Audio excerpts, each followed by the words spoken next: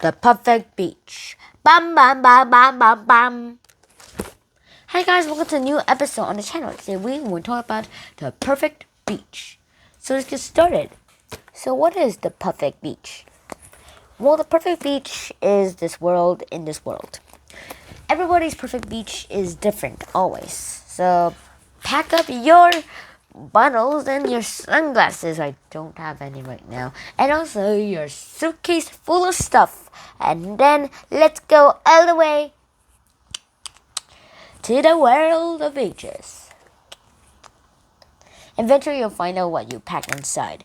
Inside you see that let's see. Singame Jigame who which will actually give you anything you'll need by just telling it. So yeah, this is how it works. That's how it actually works though, and that might be pretty useful in your suitcase. So just put it in your suitcase for now.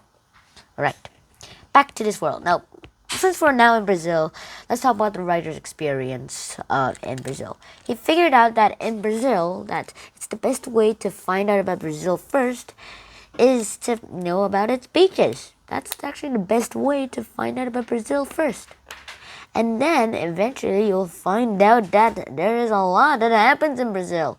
Brazil is the best thing that actually happens in this world. But however, I'm just going to tell you here that beaches in Brazil are always limited. And some of them aren't cool. And you will find out about it. First, the writer goes to this place called Copacabana Beach, which she's not satisfied with.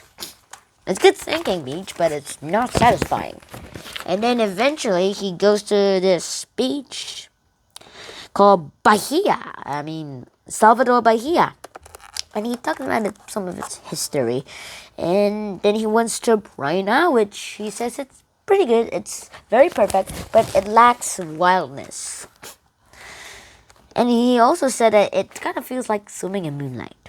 Eventually, he goes to Jericoacoara, where it's one of the most isolated beaches in Brazil. And then eventually he goes all the way to Maceió, which is the most isolated beach that he's gonna go right now. And then later he goes to the islands of Fernando de Noronha, where he goes to these beaches. And in Fernando, he finds out this beach called Praia, which became his favorite and the perfect beach. It turns out that his perfect beach was warm, wildness, and a lot of living animals inside there. And so now that we found out about the narrator's goal, let's find out about how it is actually like to feel about it. So, let's talk about it. The writer must have felt really pretty good about finding his best beach, because that's actually a lot of people actually do.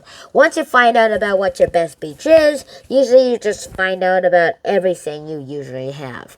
Eventually, there is a lot that happens in this, and there is sound effects in this bottle, and everything that happens, I'm gonna talk to you about is, well, kind of disturbing, let's call it. Or not. It depends on who you are and your personality. So how about we just tell you right now? So this is what it is. A lot of things these kind of beaches are, none of them actually the perfect beach to me. No beach is more perfect than the other. Except some sandy beaches are perfect than rocky beaches in my opinion. But however, there is no perfect beach in my top 10's list, or even top 5's list, or even a top 1 list. There is definitely no ranking system in mine. There is a ranking system in groups, but however, it doesn't actually count. So that's my opinion. What about yours? What is the perfect beach for you? Please write your answers in the comments below. So yeah, I hope you enjoyed this episode as much as I did. Please like, share, and subscribe to the channel if you haven't already. I'll see you in the next episode. Shinhan out. Peace.